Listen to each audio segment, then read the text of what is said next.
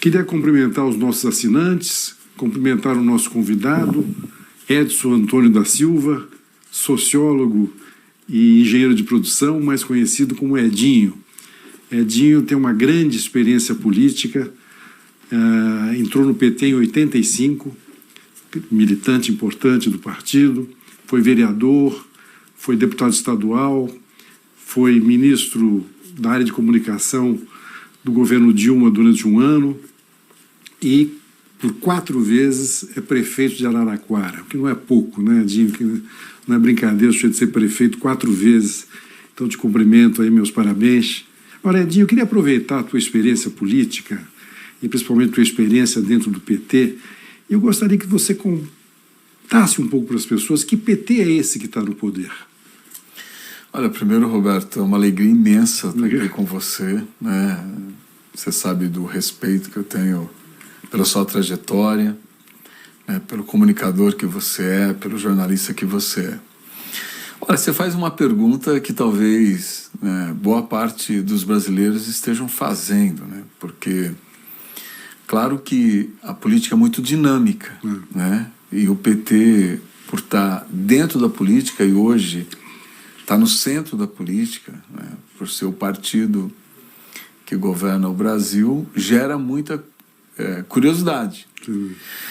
O PT, eu sempre digo, né, ele faz parte da sociedade, então ele carrega tudo aquilo que tem de bom, mas também carrega tudo aquilo que tem de ruim na sociedade, como qualquer organização que faz parte da sociedade. Sim. Agora, o PT é o maior instrumento, na minha avaliação, de construção política da história da política brasileira, né? Nós não temos nenhum registro de um partido que tem estruturado, né? E que tem as características do PT, né? Que tem um vínculo muito forte com os movimentos sociais e tem um pé definitivamente definidor na institucionalidade, né? O que define muito das decisões e dos rumos do PT é a sua presença na institucionalidade. Agora é um partido, evidentemente, como você falou, com muitas correntes, né?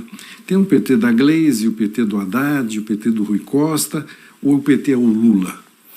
Olha, o PT já teve, ao longo da sua história, né, uma tradição muito forte de tendências, o que não é ruim. Certo. Né? Eu penso que essa vocação democrática que o PT tem, ela é originária dessa organização de tendências, né? Ou seja, o PT é um partido que respeitou o direito do filiado se organizar, do militante se organizar de acordo com as suas convicções. Então, o filiado do PT ele pode se aglutinar de acordo com aquilo que ele pensa, daquilo que ele espera do partido, daquilo que ele defende para a sociedade. Essa tradição já foi mais forte. Hoje eu penso que essa organização de tendências, ela perdeu muito da sua força originária. Penso que ela continua existindo por uma tradição de organização, mas o partido não se define hoje por tendências como se definia na década de 80, como se definia na década de 90. Para o centro do PT é o Lula, né? O centro do PT é o Lula, né? Você tem hoje manifestações de pensamento dentro do partido que muitas vezes é maior que as tendências, portanto, as tendências acabam legitimando interlocutores que pensam de uma forma. E elas se sentem, as antigas tendências, né? Elas se sentem muitas vezes representadas por posições. Antigamente, não, como que era o PT? Essas tendências eram orgânicas. Né? Elas fechavam posição, elas debatiam, né? E se organizavam em torno dessas posições. Hoje isso no PT, na minha avaliação, não existe mais. Então você tem um interlocutor que muitas vezes fala em nome de um pensamento, de uma concepção. Agora, o centro do PT, quem unifica o PT, né, quem aglutina o PT é o Lula. Pois é. Agora ele está lá com... ele teve... no primeiro mandato, no segundo mandato, figuras muito fortes no Palácio, né? Hoje tem o Rui Costa, que está sendo muito contestado, porque tem uma maneira muito dura de atender os seus colegas, né?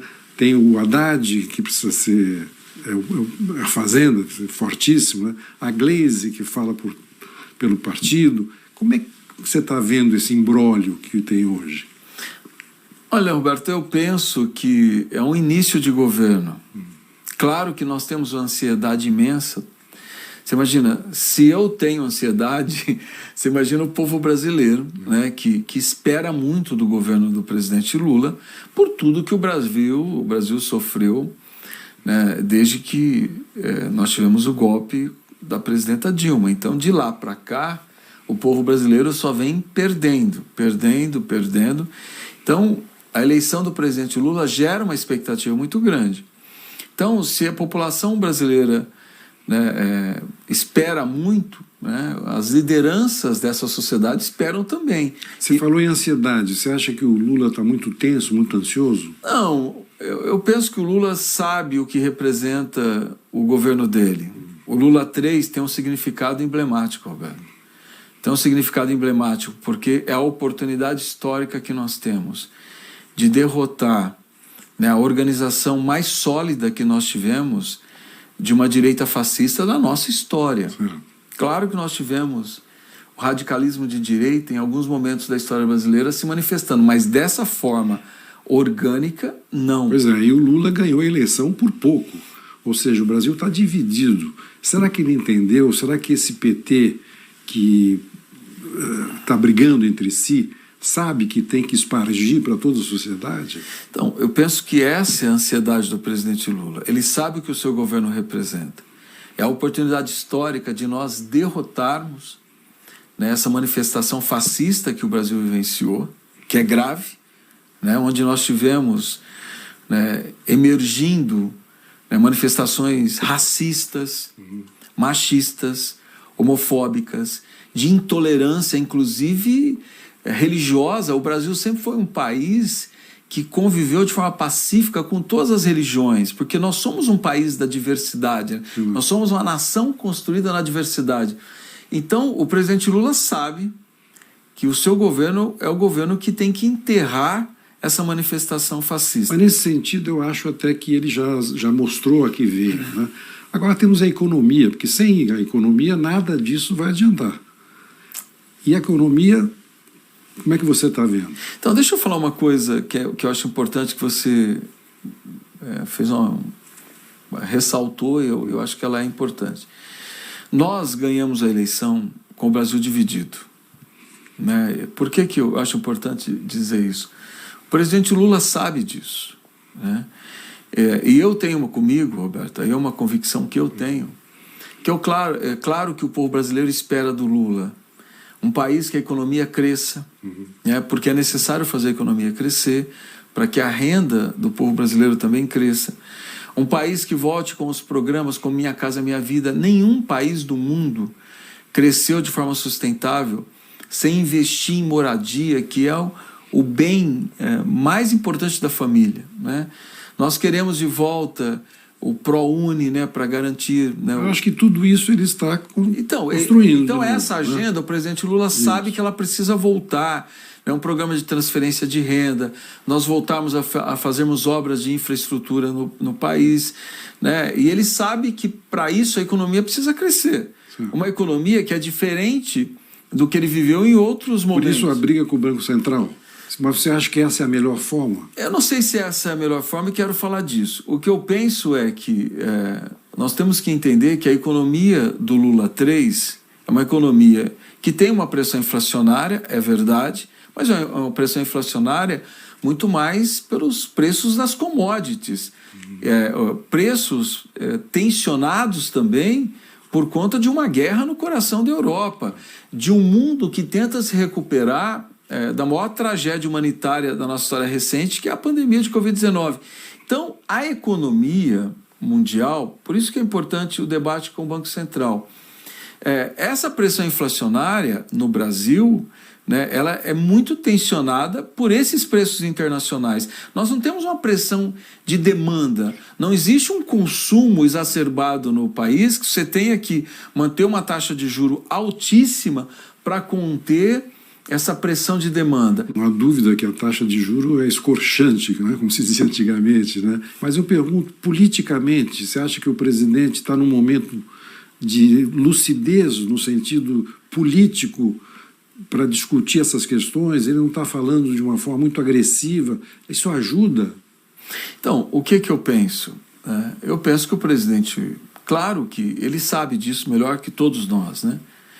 Não é ele que tem que debater com o presidente do Banco Central. O presidente Lula sabe disso. O presidente Lula é o líder político, é o político mais habilidoso, certamente, da história brasileira. Ele sabe disso, né? Quem tem que debater com o Roberto Campos são os nossos atores da área da economia. Mas o que eu penso, né? Eu tive a oportunidade, Roberto, de estar uma vez com o Roberto Campos. E ele me passou uma imagem, num diálogo que eu tive com ele, muito positiva. É claro que ele tem as suas convicções, que são diferentes da minha.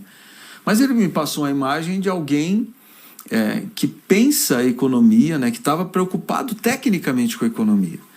O que eu penso, né, e de forma muito respeitosa, eu quero dizer isso por meio do seu programa com o Roberto Campos, para o Roberto Campos, é que nessa necessidade dele dizer que ele não cede às pressões, porque, claro, o debate da taxa de juros está colocado no Brasil, que o país não sobrevive com uma taxa de juros nesse patamar. Se nós quisermos retomar o crescimento econômico, essa taxa tem que baixar. É quase uma unanimidade nesse. Isso é unânime. Então, o Roberto, na tentativa de dizer que não cede às pressões, ele abre mão da técnica. Eu penso que esse talvez seja o principal erro dele. Ou seja, quando ele tenta negar a política, ele sai da área técnica e se posiciona politicamente. Você está falando na política. A política tem outros atores importantes agora. O Congresso nunca foi tão forte como hoje, né? Estou falando do Lira, do Pacheco, na Câmara, no Senado, né? E aí temos também uma questão importante para o Lula dirimir, né? Agora com as MPs. Mas só se você me permite, só voltar um pouco a essa questão do Banco Central. Se nós olharmos os fundamentos da economia brasileira, não tem nada, absolutamente nada, que justifique essa taxa de juros. E você sabe disso. Economia é fundamentos e expectativa. O momento que o Roberto Campos sai da técnica e ele se posiciona numa necessidade de se autoafirmar diante do debate, que é natural. Eu acho que mesmo com esse debate, né, extremamente tenso que está colocado em relação à taxa de juros, eu penso que ele deveria ficar na técnica, continuar na técnica. Se os fundamentos são sólidos, qual é o outro sustentáculo da economia? É a expectativa. Se os nossos fundamentos são bons, essa taxa de juros, ela dá um tiro no peito da expectativa. E aí... Então eu penso, e aqui eu dialogo fraternalmente com o Roberto Campos, eu penso que ele deveria voltar para a técnica, voltar para a análise técnica. E claro, o cargo dele, por mais que teoricamente, porque eu não acho que o presidente do Banco Central é só uma figura técnica. Claro. Inclusive, esse é o debate todo. Político também. Você tem que ter autonomia, não. Porque o presidente do Banco Central é um cargo extremamente político. Nós estamos vendo aí, o Roberto Campos talvez seja o maior exemplo, desde a autonomia do Banco Central, né, o primeiro e o grande exemplo de que, muitas vezes, é um cargo extremamente político. Porque mesmo que você faça um discurso na técnica, no caso dele, ele, ao tentar se reafirmar na técnica, ele se posiciona politicamente, porque ele sai da técnica. Então, eu penso, né, que, mesmo sendo um cargo extremamente que deveria ser técnico na concepção da autonomia, se torna um cargo político. Então, ele deveria, na minha avaliação, reivindicar a técnica, porque na técnica não tem nada que se sustente a taxa de juros nesse patamar. Agora, eu penso, Roberto, que é o diálogo. Não há como você construir um outro caminho que não seja pelo diálogo, né? Eu penso que o Banco Central tem que se abrir ao diálogo, né? Eu acho que... Mas o Fernando Haddad, o ministro da Fazenda, tem tentado esse diálogo. O Fernando tem feito, eu acho que o Fernando tem se posicionado corretamente, aberto ao diálogo, né? E nós temos que entender que não é um braço de força. O que está em jogo é o Brasil, é o país. Mas essa contradição que você está colocando, que eu tentei puxar para você saiu fora, existe dentro do PT. Né? Ela existe porque o PT também, é o que eu digo, ele é um organismo político com uma identidade própria, com uma história própria, com uma construção própria, mas ele está dentro da sociedade. Então nós temos ali dentro do PT todas as tensões da sociedade. Então muitas vezes, quando a presidenta Gleisi se posiciona, ela está também sendo interlocutora de uma parcela importante da sociedade. Né? Quando você tem... Mas, ao mesmo tempo, quando ela se posiciona publicamente, ela não solapa o trabalho do ministro da Fazenda? Mas ela está no papel dela. Eu acho que aí ela está no papel dela como presidenta. E como o Fernando, que eu acho que tem feito um trabalho magnífico à frente do Ministério da Fazenda, tem sido um excepcional ministro, ele tem que cumprir o papel dele. Né? O Fernando Haddad, ele sabe que o governo Lula pode ter 20 acertos, eu tenho certeza que terá, e terá grandes entregas para o povo brasileiro, mas certamente nesse momento a principal entrega do governo do presidente Lula é a economia, é a perspectiva de um crescimento sustentável da economia. E aí então entra a questão fiscal, que agora nos próximos dias deve ser colocado esse arcabouço fiscal, né? O presidente Lula está dando a força que o ministro da Fazenda necessita para esse momento? Quem conhece de perto a relação do presidente Lula com o Fernando Haddad não tem nenhuma dúvida disso. O Fernando Haddad é uma escolha pessoal do presidente Lula. É quem ele sempre quis ali, porque ele confia muito no Fernando Haddad. Ninguém tem a dúvida disso. Quem aposta, quem faz aposta especulativa no contrário, vai perder, porque a relação dos dois é uma relação muito sólida, muito sólida. Então não tenho nenhuma dúvida que sempre que tiver, né, e é natural que haja, o que eu acho que está errado é muitas vezes o debate para a imprensa. Agora, o debate dentro do governo, de rumos, isso é natural numa equipe de governo. Né? O que não pode é o debate para a imprensa para virar disputa externa, ou seja, disputa de rumos que não precisa estar... A disputa tem que estar dentro do governo para definir os rumos do governo. Para fora, o governo tem que estar unificado, tem que passar uma imagem de um governo unido. Você sabe bem disso, porque essa é a quarta vez que você é governo, né? Uma cidade menor, claro, Araraquara é uma cidade importante, não tem o tamanho do Brasil, mas é a mesma coisa, tem a Câmara de Vereadores, a disputa de poder é a mesma, né? E o Brasil hoje tem uma Câmara muito forte, com um presidente também forte, que é o Lira, né? Que está mostrando as garras para o Lula. Né? Como é que você está vendo essa relação? Você como homem do Executivo. Deixa eu te falar um pouco, né, como eu vejo esse momento da história brasileira. Né? Eu penso que o Brasil, nas últimas décadas, né, se a gente pegar, por exemplo, governo Lula, né, do governo Dilma para cá e Bolsonaro, o Brasil mudou. O Brasil mudou. Então nós estamos vivendo um país polarizado politicamente, um país que vive uma tensão que não é típica da nossa tradição histórica, né? E tem um governo Bolsonaro que se enfraqueceu enquanto poder, e com isso o legislativo se fortaleceu muito. Então o Rodrigo Pacheco e o Arthur Lira, eles são consequência desse processo de enfraquecimento do executivo e de fortalecimento do legislativo, porque no poder não tem vácuo. O que acontece com o governo do presidente Lula é um governo forte. O presidente Lula é um líder forte. O que eu penso é que tem que ter muito diálogo e pactuar. Né? É natural que o parlamentar faça a emenda impositiva, é natural. Isso virou uma tradição na política brasileira. Mas também tem que entender que o centro do desenvolvimento, as linhas do desenvolvimento, aquilo que é fundamental no desenvolvimento, tem que estar na mão do executivo, porque você tem que pensar o país como um todo, não o interesse do parlamentar ou B ou C. Edinho, 1 minuto, o nosso intervalo, já voltamos.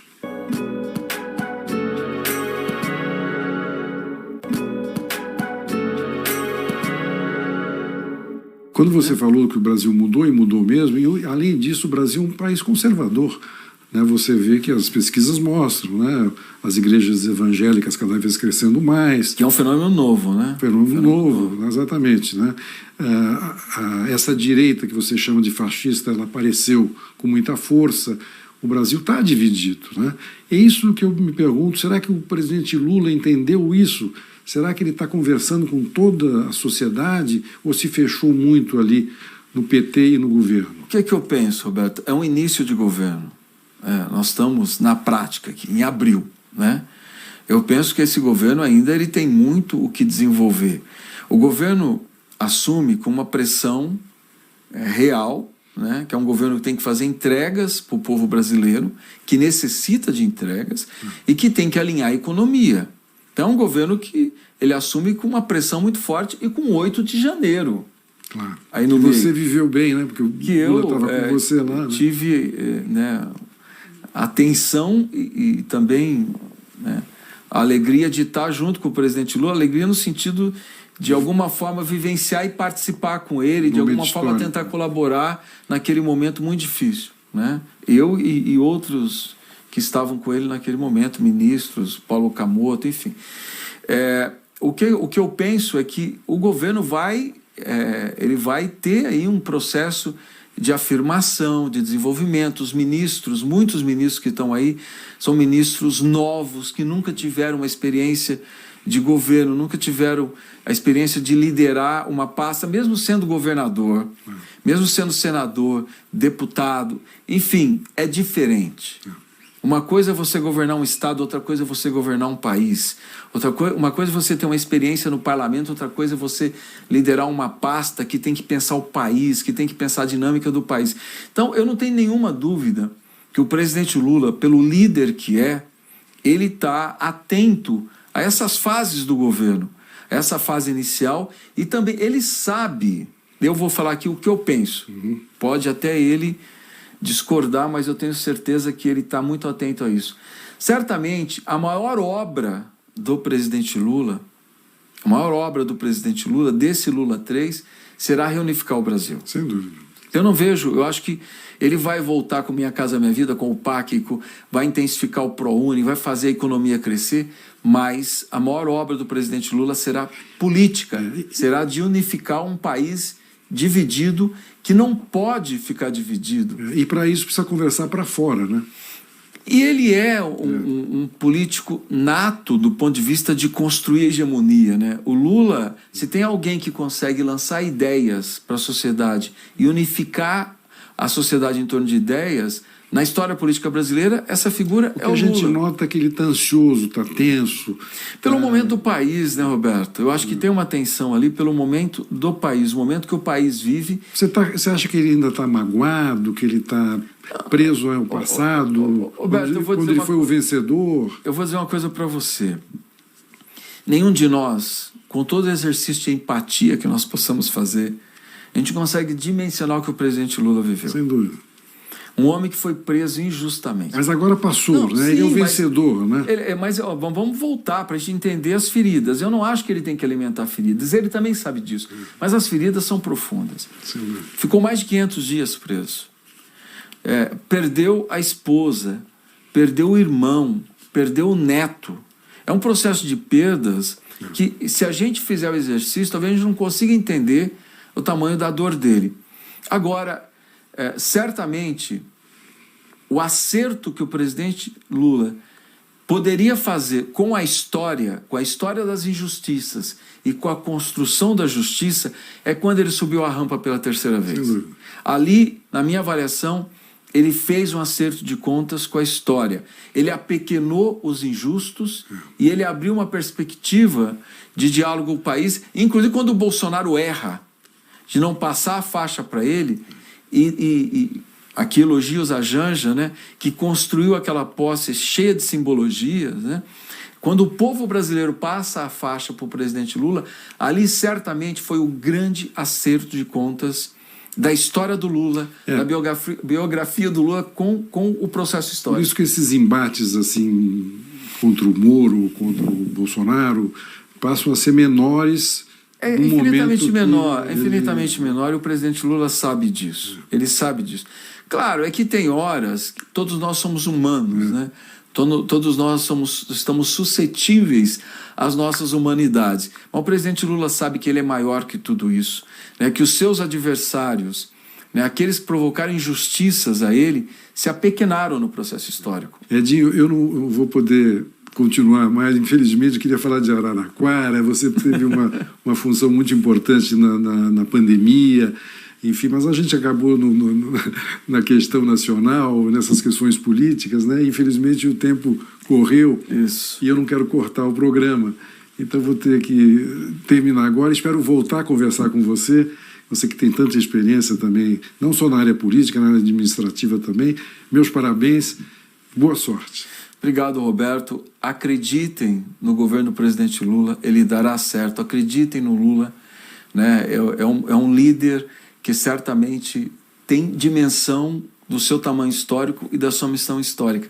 E eu agradeço seus elogios à minha função de prefeito. Certamente nós enfrentamos a pandemia colocando a vida em primeiro lugar. Sou muito grato à equipe que trabalha comigo. Fomos atacados pelo Bolsonaro cotidianamente, mas a vida prevaleceu porque Araraquara acabou sendo referência no combate à pandemia. Muito obrigado. Obrigado a você. Como nós estamos todos torcendo pelo Brasil, estamos torcendo pelo presidente também, sem dúvida. Muito obrigado. Muito obrigado.